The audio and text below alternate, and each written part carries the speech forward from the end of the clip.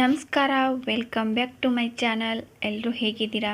I hope ಎಲ್ಲರೂ ಚೆನ್ನಾಗಿದ್ದೀರಾ ಅಂದ್ಕೊತೀನಿ. ಬನ್ನಿ ಇವತ್ತು ಟೇಸ್ಟಿಯಾದಂತಹ ಡಬಲ್ ಎಗ್ ರೈಸ್ ಮಾಡುವ ವಿಧಾನವನ್ನು ನೋಡ್ಕೊಂಡು ಬರೋಣ. ನೋಡಿ ಎಷ್ಟು ಚೆನ್ನಾಗಾಗಿದೆ ಅಂದರೆ ಇದು ಡಿಫ್ರೆಂಟ್ ರೀತಿಯಲ್ಲಿರುತ್ತೆ.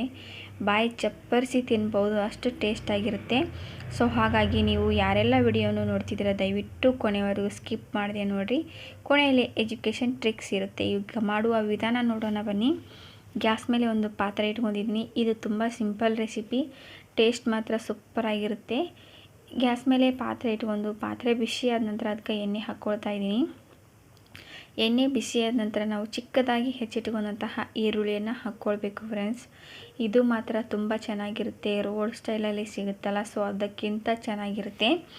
ನೀವು ಒಂದೇ ರೀತಿಯ ಎಗ್ ರೈಸ್ ನೋಡಿದ್ದೀರಾ, ಬಟ್ ಇದು ಡಬಲ್ ಎಗ್ ರೈಸ್. ನೀವು ಕೂಡ ಒಮ್ಮೆ ಟ್ರೈ ಮಾಡಿ. ಇದು ಎಣ್ಣೆಯಲ್ಲಿ ಸ್ವಲ್ಪ ಬೆಂದ ನಂತರ ಅದಕ್ಕೆ ಉಪ್ಪು ಮತ್ತು ಹಸಿಮೆಣಸಿನ್ಕಾಯಿ ಪೇಸ್ಟು, ಒಂದು ಎಗ್ಗನ್ನು ಹಾಕ್ಕೊಂಡಿದ್ದೀನಿ. ಹಾಕ್ಕೊಂಡು ಯೆಲ್ಲೋ ಮತ್ತು ವೈಟ್ ಎರಡು ಮಿಕ್ಸ್ ಆಗೋ ರೀತಿಯಲ್ಲಿ ನಾವು ಚೆನ್ನಾಗಿ ಮಿಕ್ಸ್ ಮಾಡಬೇಕು. ಅಂದಾಗ ಮಾತ್ರ ನಮ್ಮದು ಎಗ್ ರೈಸ್ ಟೇಸ್ಟ್ ತುಂಬ ಚೆನ್ನಾಗಿ ಬರುತ್ತೆ. ಇವಾಗ ಮೇಲ್ಗಡೆ ಕಲರ್ಗೋಸ್ಕರ ಸ್ವಲ್ಪ ರೆಡ್ ಚಿಲ್ಲಿ ಪೌಡರನ್ನು ಬಳಸ್ಕೊಳ್ತಾ ಇದ್ದೀನಿ. ನೀವು ಖಾರ ಬೇಕು ಅಂದರೆ ಹಾಕ್ರಿ, ಇಲ್ಲ ಅಂದರೆ ಸ್ಕಿಪ್ ಮಾಡ್ಬೋದು. ನಂತರ 1 ಟೇಬಲ್ ಸ್ಪೂನಷ್ಟು ಸೋಯಾ ಸಾಸ್, 1 ಟೇಬಲ್ ಸ್ಪೂನಷ್ಟು ಗ್ರೀನ್ ಚಿಲ್ಲಿ ಸಾಸನ್ನು ಹಾಕ್ಕೊಳ್ತಾ ಇದ್ದೀನಿ. ಹಾಕ್ಕೊಂಡ್ಬಿಟ್ಟು ಇದನ್ನು ಚೆನ್ನಾಗಿ ಒಮ್ಮೆ ಮಿಕ್ಸ್ ಮಾಡಿ ತೊಗೋಬೇಕು. ನಂತರ ಸ್ವಲ್ಪ ಮಸಾಲೆ, ಯಾವುದಾದ್ರೂ ಒಂದು ಮಸಾಲೆ ಹಾಕ್ಕೊರಿ. ತುಂಬ ಅಂದರೆ ತುಂಬ ಈಸಿಯಾಗಿ ಪಟಾಪಟ್ ಅಂತ 5 ನಿಮಿಷದಲ್ಲಿ ಮಾಡ್ಬೋದು. ನೋಡಿರಿ ಇವಾಗ ರೆಡಿ ಆಯಿತು. ರೆಡಿಯಾಗಿದ್ದ ನಾನು 2 ಚಮಚದಷ್ಟು ಅನ್ನ ಮಾಡಿಟ್ಕೊಂಡಿರ್ತಕ್ಕಂಥ ಅನ್ನವನ್ನು ಹಾಕ್ಕೊತಿದ್ದೀನಿ. ಇವಾಗ ಅದರ ಮೇಲ್ಗಡೆ ಒಂದು ಬಾಯ್ಲ್ ಎಗ್ಗನ್ನು ಕಟ್ ಮಾಡಿ ಸೇರಿಸ್ಕೊಳ್ತಾ ಇದ್ದೀನಿ. ಸೊ ಇದೇ ಇದರಲ್ಲಿ ಡಿಫ್ರೆಂಟ್ ಇರುತ್ತೆ. ನೀವು ಕೂಡ ಇದೇ ರೀತಿ ಟ್ರೈ ಮಾಡಿ. ನಾನು 1 ಪ್ಲೇಟಿಗೆ ಆಗುವಷ್ಟು ಮಾಡೋದ್ರಿಂದ ನಾನು 1 ಬಾಯ್ಲ್ಡ್ ಎಗ್ ಹಾಕ್ಕೊಂಡಿದ್ದೀನಿ. ನೀವು 2 ಪ್ಲೇಟು 3 ಪ್ಲೇಟು ಎಷ್ಟು ಬೇಕಲ್ಲ ನಿಮ್ಮ ಕ್ವಾಂಟಿಟಿಗೆ ತಕ್ಕಂತೆ ಎಗ್ಗನ್ನು ಜಾಸ್ತಿ ಮಾಡ್ಕೊಳ್ಳಿ. ನಿಮ್ಮ ಕ್ವಾಂಟಿಟಿಗೆ ತಕ್ಕಂತೆ ಉಪ್ಪು ಖಾರ ಎಲ್ಲವನ್ನು ಕೂಡ ಇನ್ಕ್ರೀಸ್ ಮಾಡ್ಕೊಳ್ಳಿ. ಸೊ ಇವಾಗ ನೋಡಿರಿ ಫೈನಲಿ ನಮ್ಮದು ಎಗ್ ರೈಸ್, ಟೇಸ್ಟಿಯಾದಂತಹ ಎಗ್ ರೈಸ್ ರೆಡಿ ಆಯಿತು.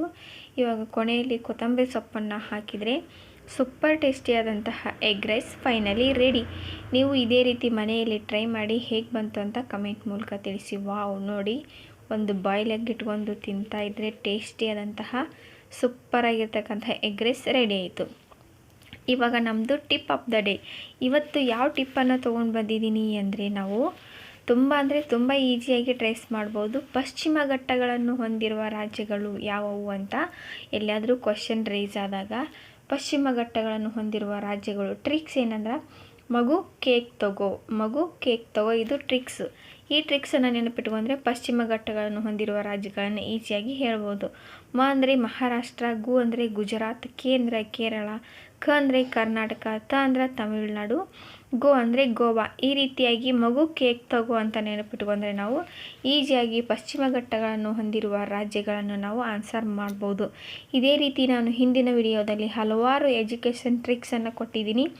ಎಲ್ಲರಿಗೂ ಕೂಡ ತುಂಬ ಯೂಸ್ಫುಲ್ ಇದೆ. ಸೊ ಹಾಗಾಗಿ ಯಾರೆಲ್ಲ ಆ ವಿಡಿಯೋವನ್ನು ನೋಡಿಲ್ಲ, ಆ ವಿಡಿಯೋವನ್ನು ನೋಡಿ ಸಪೋರ್ಟ್ ಮಾಡಿ.